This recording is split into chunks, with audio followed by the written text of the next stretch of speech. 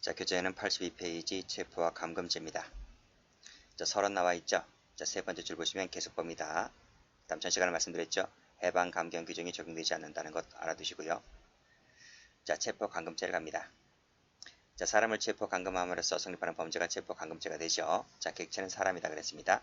사람이면 이 잠재적 자유를 가진 사람이면 모두 다 주체가 될 수가 있어요. 객체가 될 수가 있어요. 이 잠재적 자유를 가진 자면 된다는 말은 쭉 보시면 보호법과 관련되어 있죠. 보호법 보시면 두 번째 줄에 장소를 떠날 수 있는 자유에 있다. 즉 잠재적 자유를 말한다고 해서 이 보호법과도 관련되어 있는 거예요. 자, 얘가 나와 있습니다. 수면자, 명정자, 정신병자, 불구자도 되는데 요 정신병자 같은 경우에는 된다는 판례가 있습니다. 저 뒤에 나올 겁니다. 알아두시고요. 나머지 건 됐어요. 자, 체포법입니다. 자, 신체에 대해서 직접적 현실적 구속을 가하는 것을 체포라고 하죠. 자, 2번 한번 볼까요? 2번 체크 한번 해볼게요. 자, 사람을 협박해서 어떤 장소에 출두하게 한다. 즉 예를 들면 뭐 법정이라든지, 그렇죠? 경찰서라든지 이런 데 나오게 하죠. 이것은 강요죄가 됩니다. 한번 시험에 나온 적이 있어요. 이거 봐두시고. 자, 수단에는 유형적, 무형적 되고요. 자, 부작위도 돼요. 그 다음 간접정범도 된다는 거 알아두세요. 감금 볼게요. 감금은 장소적 제한이죠. 자, 지붕에 올라간 사람의 사다리를 치운다든지 목욕하는 부녀의 옷을 숨겨서 나오지 못하게 한다든지. 자, 이거 하나 있습니다. 강제로 차에 태우고 질주하는 거. 이 질주가 되는 판례가 있습니다. 그렇죠? 역시 수단에도 유형적, 무형적 돼요. 공포심 돼요. 판례 있습니다. 부작위 되고요. 간접정범 돼요. 됐어요? 자, 밑에 보시게 되면 판례 나와 있죠? 물리적 장애뿐만 아니라 공포심 동그라미 이것도 된단 말이에요. 자, 밑에 보시면 여기 감금죄라고 하는 것은 물리적 유형적뿐만 아니라 심리적 무형적도 된다. 그쵸?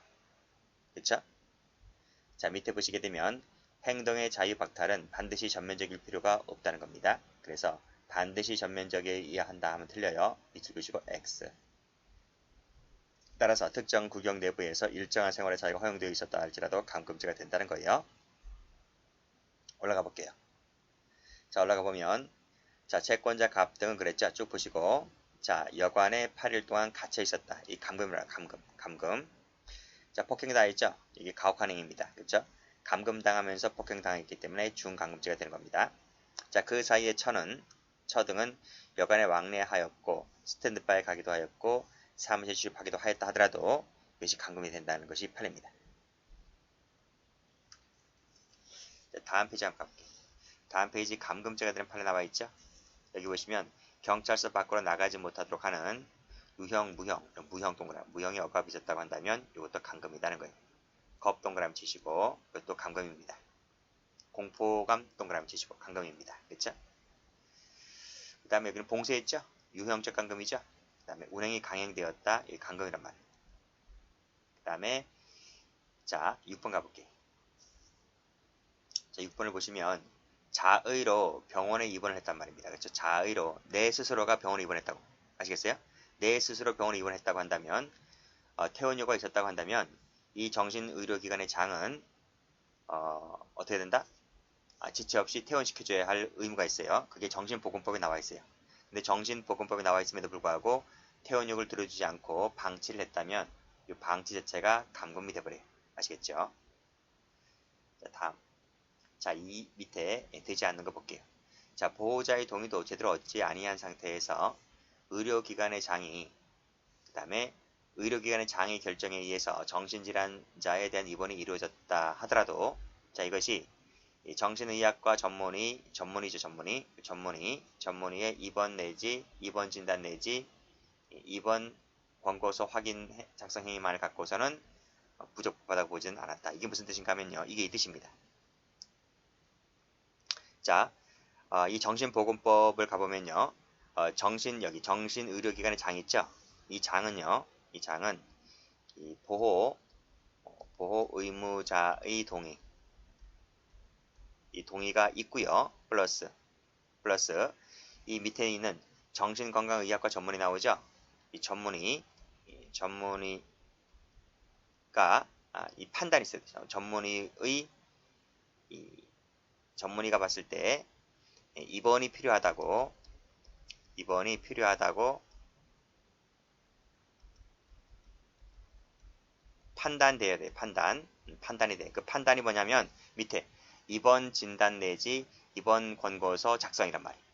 무슨 말인지 알겠죠? 그러니까 이 정신의료기관의 장은 자 보호자의 동의가 있고 그 다음에 전문의가 입원이 필요하다고 판단한 밑에 있는 이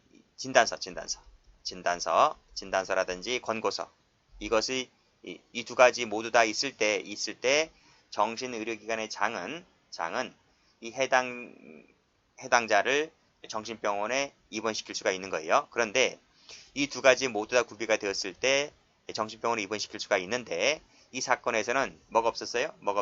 이게 없단 말이에요. 보호 의무자의 동의가 없고 오로지 전문의의 입원이 필요하다고 하는 이 진단서, 권고서밖에 없었단 말입니다. 그러니까 하나는 없고 지금 하나밖에 없는 거예요.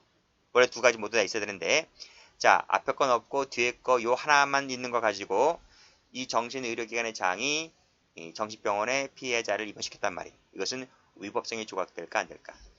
부적법한 입원행위라고 볼까 아닐까? 라는 거예요. 8번 물어봤어요. 이것만 갖고서는 부적법하다고 볼 수가 없다. 그래서 감금죄가 인정되지 않았다는 거예요. 아시겠죠? 그러니까 원래 두 가지를 모두 다 구비해야 됨에도 불구하고 앞에 건 없고 뒤에 것만 있다 하더라도 하나는 없고 하나만 있다 하더라도 그것만 갖고서는 부적법하다고 보지는 않았다. 이렇게 보시면 될 것 같아요. 원칙적으로 그렇습니다. 원칙적으로 여기 보시면 가로 열고 닫고 원칙적으로 특단의 사정이 없는 이상 그것만 갖고서 감금이 될 수 없다는 말은 이게 원칙이란 말이에요. 원칙. 그러니까 예외가 있다는 거죠. 어떨 때 정신건강의학과 전문의가 사실과 다르게 입원 진단을 하였다든지 공모하여 강제로 입원시켰다든지 그럴 때는 요것만 갖고서도 죄가 될 수 있습니다. 근데 그러한 사정이 없다면 요거 하나만 갖고서는 부적법하다고 보지는 않는다. 원칙적으로 그렇다 이 말이에요. 아시겠죠? 이렇게 보시면 됩니다. 자 밑에 거 보죠. 정신건강의학과 전문의인 피고인이 그랬어요. 자 각각 피해자 아들 피고인 병과 공동으로 강제로 태워서 병원으로 데려가 입원시켰다고 해서 이 폭처법상의 공동감금죄로 기소가 되었던 사건인데 과연 그럴까 이 말이에요. 그럴까?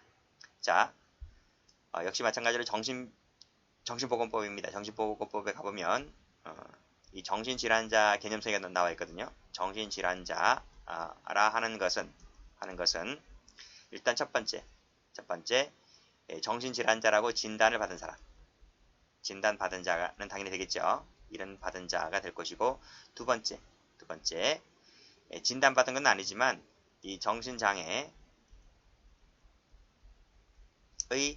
의심이 있는 자, 이 의심이 있는 자도 정신질환자가 된다고 봐요.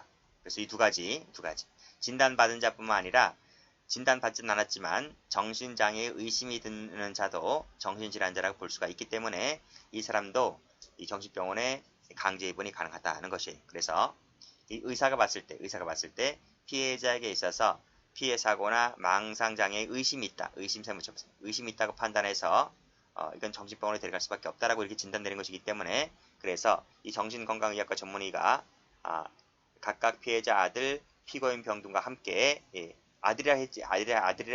아들이라 했기 때문에 그럼 피해자가 누구야? 피해자가 부모인가 부모. 이 부모를 강제로 정신병원에 데려간 것은 형법상 감금행위가 해당된다고 단정하지는 못한다. 그러니까 감금이 되지 않는다 이렇게 봤습니다. 아시겠죠? 그러니까 이 두 가지 판례. 이거 출제가 아직 안 되었는데 좀 참고로 좀 봐두시면 돼요. 나머지는 뻔히 다 알잖아요, 그렇죠? 여기 보시면 1번부터 뭐 여기 5번까지 모르는 부분 없잖아요, 그렇죠? 근데 요거 밑에 요 6번 판례하고 1번, 2번은 최근에 새로 들어온 판례들입니다. 이런 것들 정리해 두시면 돼요. 다시 6번 설명드릴까요? 자기 스스로 병원에 입원을 했다고요. 그 입원한 환자 같은 경우에는 퇴원 요구가 있으면 반드시 퇴원시켜줘야 됩니다. 그게 법에 나와 있어요. 근데 그 의료기관의 장이 퇴원 요구를 들어주지 않고 방치했다면 이것이 감금이 된단 말입니다. 그런 취지가 되고. 자, 그럼 감금죄의 착수식에 나오는데 요 판례 중요하니까 요 판례 한번 체크 한번 해보세요. 자, 체포가 뭐라고 나와 있어요? 체포라는 개념 정의가 나와 있죠. 직접적이고 현실적인 구속을 가하는 것. 이것을 체포라고 합니다. 체포죄는 계속범위다 나와 있어요. 그래서 체포행위에 확실히 사람의 신체의 자유를 구속한다고 인정할 수 있을 정도의 시간적 계속을 요하는 계속범위다 이런 말이에요. 따라서 체포죄의 고의를 가지고 타인의 신체적 활동의 자유를 현실적으로 침해하는 행위를 개시했다면 이것이 바로 뭐가 된다? 착수가 되는 것이다 이런 말이에요. 그쵸? 가볼게요. 자, 올라가 보면 을려가 갑으로부터 강간미수 피해를 입은 후에 갑의 집에서 나가려고 하였는데 을이 갑녀가 나가지 못하도록 현관에서 거실적으로 을려를 3번 밀쳤다 나와 있어요. 밀쳤다가 뭐예요? 밀쳤다는 것이 바로 밑에 현실적으로 침해하는 행위를 계속했다라고 볼 수 있는 거예요. 그래서 이것이 바로 뭐다? 착수란 말이에요. 착수. 체포죄의 착수가 됩니다. 그렇죠? 나머지 거 쭉 보시면 돼요. 그래서 결국은 체포죄 미수를 인정했다. 그 말은 체포죄 착수를 인정했다. 이렇게 보시면 될 것 같아요. 어디까지나 판결문이 잘 나오니까요. 판결문이 꼭 좀 숙지해 두시기 바랍니다. 자, 밑에 판례 가볼게요. 똑같아요. 밑에 것도요. 체포죄의 착수 시기는 그렇죠? 체포죄의 고의로서 타인의 신체적 활동의 자유를 현실적으로 침해하는 행위를 개시했을 때 그때 착수가 된다는 것과 같단 말이죠. 그리고 밑에 보시면 똑같죠? 계속범위이기 때문에 시간적 계속이 있어야 되는 것이 시간적 계속이 있을 때 기수가 되는 것이다.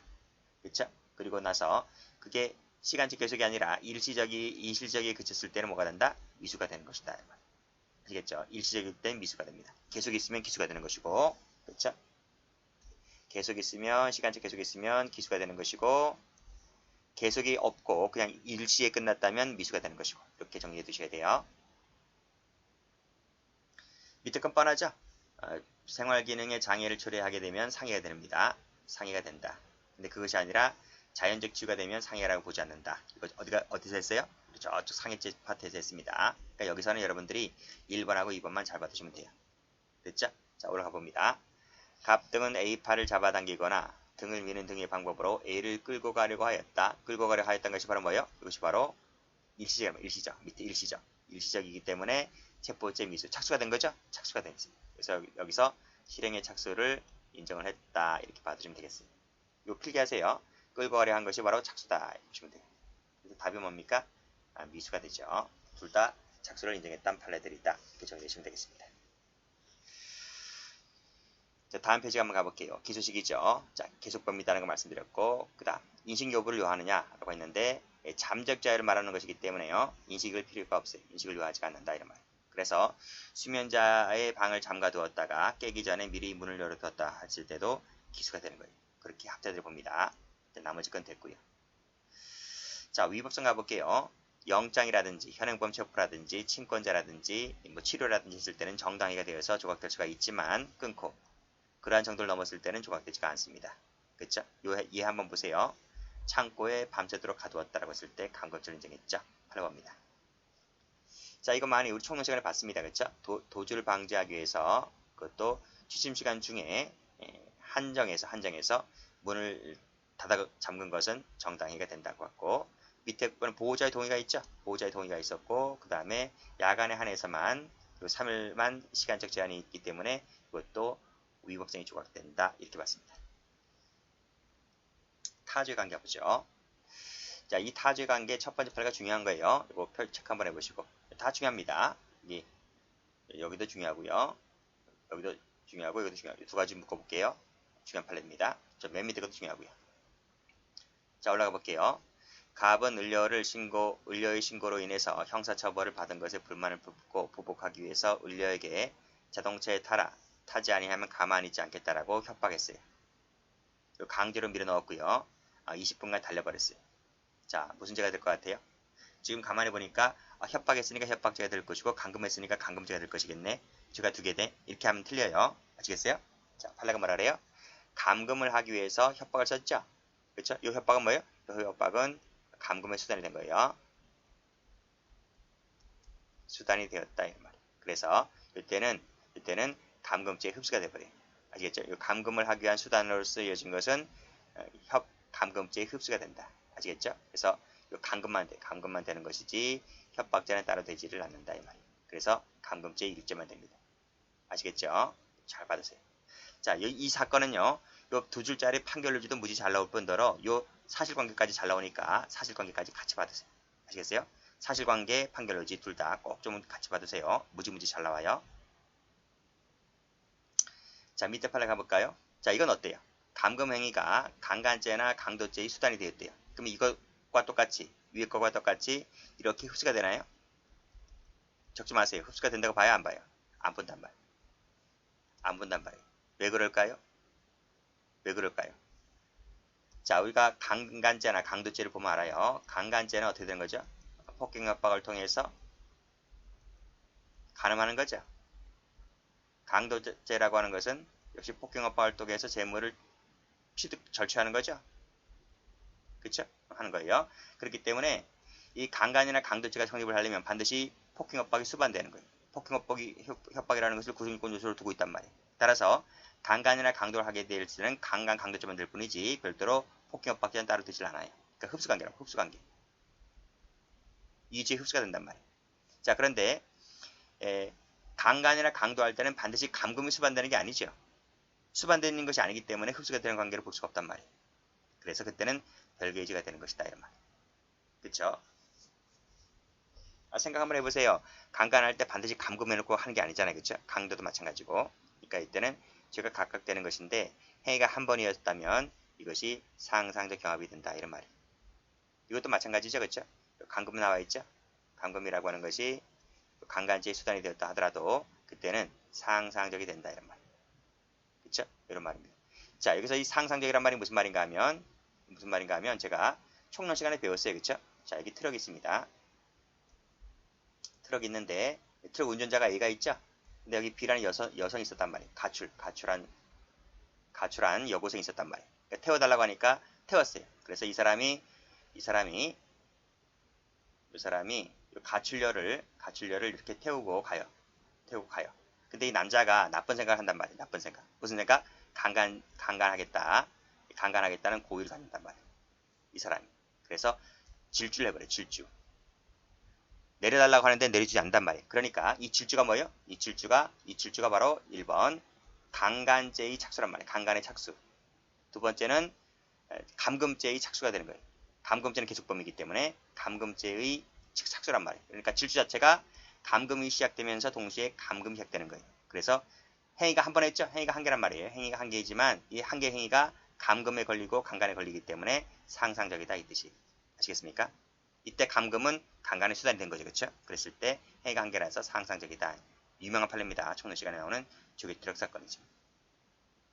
자, 그 다음 볼게요. 자, 이 판례 한번 볼게요. 이 판례도 중요한 판례입니다. 자, 감금 행위가 수단이 되는데 그치지 아니하고 강도상해 범행이 끝난 뒤에도 계속이 됐어요. 자, 이거 잘 보세요. 자, 보세요. 강도상해 범행이 끝났다고 했죠? 끝났어요. 여기서 끝났어요. 끝났단 말이에요. 그러면 여기서 뭐 문제가 돼요? 강도상해죄가 되는 거예요. 그쵸? 자, 그 다음 뭐가 계속됐다고요? 감금만 계속돼요. 감금만 계속되었다면 이건 별도로 감금죄가 되는 거예요. 이해되시겠죠? 그래서 앞에 거 강도상해죄 하나, 뒤에 거 감금죄 하나. 그래서 각각 고의도 다르고 행위도 다르기 때문에 경합범. 죄가 두 개다. 죄가 두 개. 아시겠죠? 그런 뜻입니다. 그래서 비교하시기 바랍니다. 첫 번째 거는 감금만 되는 것이고 두 번째, 세 번째는 두 개의 죄가 다 되고 상상적이 된다. 마지막 죄는 두 개의 죄가 다 되지만 경합범이다. 이런 말. 무지 중요합니다. 이 네 개 판례는요. 하나, 둘, 셋, 네 개 판례는 합쳐서 수십 번 나왔어. 아시겠어요? 하나만 놓고 보더라도 수십 번 나왔어요. 그렇게 중요한 판례입니다. 이 네 개의 판례는 감금죄에서 제일 중요한 판례예요. 자, 됐고 그 다음에 전속 체포 감금 됐고요. 다음 페이지 가봅니다. 다음 페이지 가면 중요한 죄가 하나 나옵니다. 이것이 중죄가 붙은 범죄인데 중요해요. 자, 중체포감금죄는 말씀드렸죠. 체포감금 해놓고 나서 가혹한 행위를 했을 때 성립하는 결합범입니다. 두 가지 합쳐진 거예요. 그래서 이걸 뭐라 불러요? 결합범이다 이렇게 불러요. 그리고 말씀드렸듯이 이 가혹한 행위라고 하는 것은 생명에 대한 위험 발생 이렇게 안 지켜져 있죠. 뭐 신체에 대한 위험 발생 이렇게 안 지켜 있어요. 그냥 조문 자체가 가혹한 행위다 이런 말이에요. 그래서 가혹한 행위 대신에 생명이나 신체를 집어넣으면 틀려요. 자, 됐고 말씀드렸듯이 구체적 위험범이 아니다. 결과적 가중범이 아니다라는 거 말씀드렸고요. 미수를 처벌해요. 그 점에서 다른 중죄가 붙은 범죄랑 다릅니다.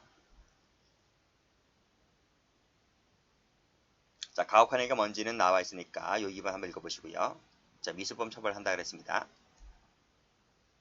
판례 봅니다. 말씀드렸지? 공포심이 바로 감금이 된다 그랬어요. 공포심이 감금이다. 자, 가보죠.